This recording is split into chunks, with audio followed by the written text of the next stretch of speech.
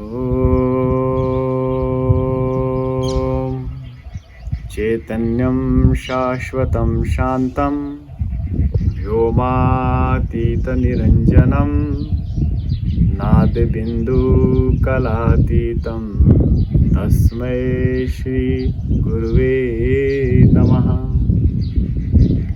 प्रिय आत्मन, एक मीठी कथा से हम आज अपने इस सफर का आरंभ करते हैं। जो जैसा देता है वो वैसा पाता है, शीर्षक है। जैसा हम देंगे बदले हमें लौट के ही वो मिलेगा, ये सिद्धांत है। जिस भाव से आप देंगे वही भाव से आपको पुनः उसकी प्राप्ति होगी। यही संसार है। आप किसी के प्रति स्नेह से रहेंगे तो स्नेह मिलेगा, किसी को आप प्रेम करेंगे तो प्रेम मिलेगा। इसलिए इस जीवन की यात्रा को बड़ा सुरम्य बनाने के लिए आज की हम इस प्रिय देशनांचा का आरंभ करते हैं। दूर गांव के बाहर एक टेकरी पे एक महात्मा रहते थे। गांव के बाहर पहले मरगट और महात्मा गांव के बाहर ही प्राय रहा करते थे। टेकरी पे उनका एक मंदिर था और वो कभी कभी बस्ती में आया करते थे और एक बड़ा प्यारा मीठा गीत गाते थे, जो दे उसका भी भला, जो ना दे उसका भी भला। जैसा दोगे वैसा पाओगे, वो गुनगुनाते थे। किसी से मांगते नहीं थे, बस अपनी धुन गाते हुए निकल जाते थे। कोई दे देता तो ठीक, रुकते नहीं थे, ठहरते नहीं थे। संसार में सभी तरह के लोग होते हैं, जिसका जैसा भाव होता है। गांव में एक कंजूस सेठानी रहती थी।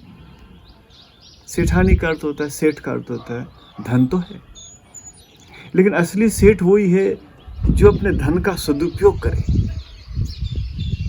तभी तो सेठों का सेठ सांवरिया सेठ कहा गया भगवान को। सेठों में श्रेष्ठ सांवरिया श्रेष्ठ सेठ। लेकिन संसार में रहने वाले लोग मापते हैं, तोलते हैं, आंकलन करते हैं, किसको कितना कब कहाँ देना है। ये जो व्यापारी बुद्धि है ना, वही महात्मा प्राय आया किया करते थे। उस सेठानी ने मन में सोचा, ये नित्य कहते हैं जो जैसा देता है वैसा पाता है, जो दे उसका भी भला। आज परीक्षा लेनी चाहिए। उसने आवाज लगाई कि महात्मा जी रुको। महात्मा ठहर गए। वो भीतर गई और भोजनशाला में जाके उसने देखा, सब कुछ था भोजनशाला में। लेकिन जब देने का समय आता तो मन सोचता है,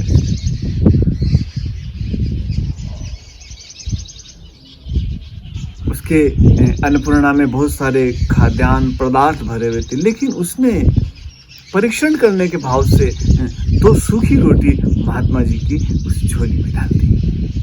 महात्मा मुस्कुराए, जो जैसा देता है वो वैसा पाता है, सबका भला हो। महात्मा जी आगे बढ़ने लगे। उसने फिर रोका, रुको मैं वस्त्र भी लेके आती हूँ। और फिर भीतर गई। शाल दुशाले बड़े अच्छे अच्छे चद्दर पड़े हुए थे, लेकिन उसने कहा परीक्षा लेनी चाहिए। और एक फटी हुई पुरानी चादर उसने साधु के झोले में डाल दी। साधु मुस्कुराए, जो दे उसका भला, जो ना दे उसका भला। जो जैसा देता है वो वैसा पाता है। दोपहर का समय बीत गया। महात्मा अपनी टेकरी पे पहाड़ पे जाकर के भगवान का भजन करने लगे। और सांझ होते होते होते होते आकाश में घनघोर घटाओं का आगमन हुआ और तीव्र गति से बरखा होने लगी। और तेज बरखा के कारण पूरे गांव में जलप्रपात होने के कारण जल भरने लगा। अब सभी गांव के लोगों ने सोचा कि अभी तो रात बाकी है, ना जाने ये बरखा कब तक, अभी तो सांझ ही हुई है, क्यों ना हम सुरक्षित स्थानों पर चले जाएं। गांव के मुखिया ने कहा ऐसा करते हैं, गांव के बाहर जो टेकरी पे मंदिर है, क्यों ना हम सब रात वहीं बिता लें और उस छोटे से गांव के सारे लोग उस तीव्र बरखा के आवेग में पहाड़ी पे चढ़ने लगे। और उस महात्मा जी की कुटिया में जो महात्मा रोज आते थे, वहां पे आके सबने शरण ली। वो सेठानी भी आई, वो कृपण मन वाली सेठानी भी आई। महात्मा जी ने सबका स्वागत किया, सबको बैठाया आदर के साथ। और महात्मा जी ने कहा सांझ हो गई है, रात का प्रहर आरंभ हो गया है, मेरे आश्रम में ज़्यादा कुछ तो नहीं है, लेकिन थोड़ा सा जो पदार्थ है वो आप सब आहार को। और झोले में से महात्मा जी ने सबको थोड़ा थोड़ा आहार देना आरंभ किया। वो सेठानी भी बैठी हुई थी। वहाँ पे जब साधु आए और अपने झोले में से हाथ डाल करके पदार्थ निकाला, तो वही 2 सूखी रोटी जो उसने सुबह आज झोले में डाली थी, कमाल की बात हो गई, वही उसके हाथ में महात्मा जी रख दी। उसने कहा महाराज मैं ये सूखी रोटी कैसे खा सकती, और कुछ दो ना। प्रेम भरी मुस्कान से, व्यंग भरी मुस्कान से महात्मा जी ने कहा जो जैसा देता है वो वैसा पाता है। 2 सूखी रोटी हाथ में देख करके मन में सोचने लगी, यदि आज मैं सुबह पकवान देती, लड्डू देती, अच्छा पदार्थ खाने को देती, शायद मुझे आज वो खाने को मिलता। अब रात जब बढ़ने लगी और सर्दी का प्रकोप थोड़ा तीव्र होने लगा, महात्मा जी ने सबको जो आश्रम में था थोड़ा थोड़ा ओढ़ने के लिए चादर कंबल देना आरंभ किया। उस सेठानी ने कहा मुझे भी तो दो। महात्मा जी ने वही हाथ में आया, वही चादर जो उसने फटा हुआ चादर दिया था, ले मैया। सेठानी ने जब वो फटे हुए चादर को जो सुबह उसने दान स्वरूप दिया था अपने हाथ में पा करके आत्मग्लानि से भर गई।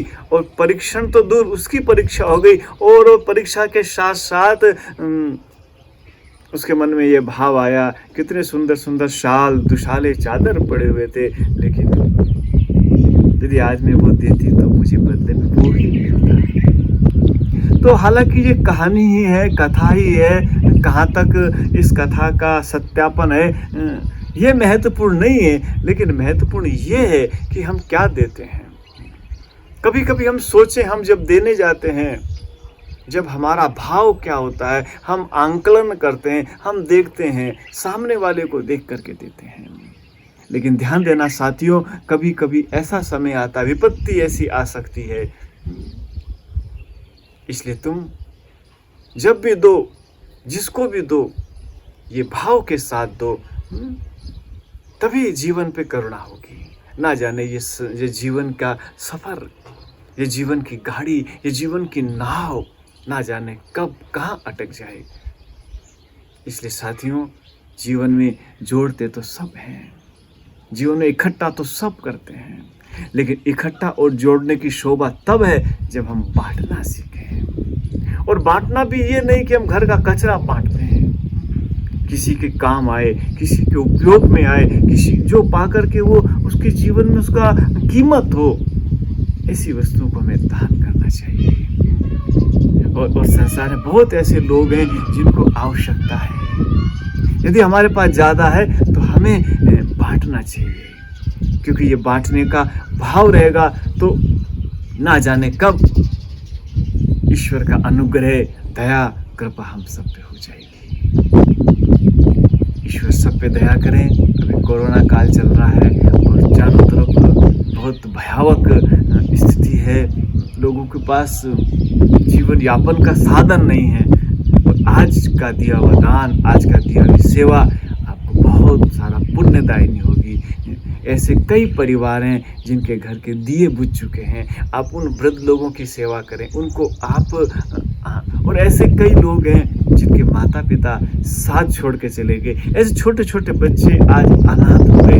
आप आए और उन सब के लिए एक प्रेम भाव श्रद्धा के साथ उनके प्रति कुछ करें। तो ये जीवन में भगवान ने अवसर दिया है, ये विपत्ति एक अवसर है ताकि हम इस अवसर के अंदर भी श्रेष्ठता को कर सकें। सभी का कल्याण हो, सभी का मंगल हो, सब पे अनुग्रह हो और हमेशा ध्यान रखो जो जैसा देता है वो वैसा पाता है। प्रभु आपकी जय हो।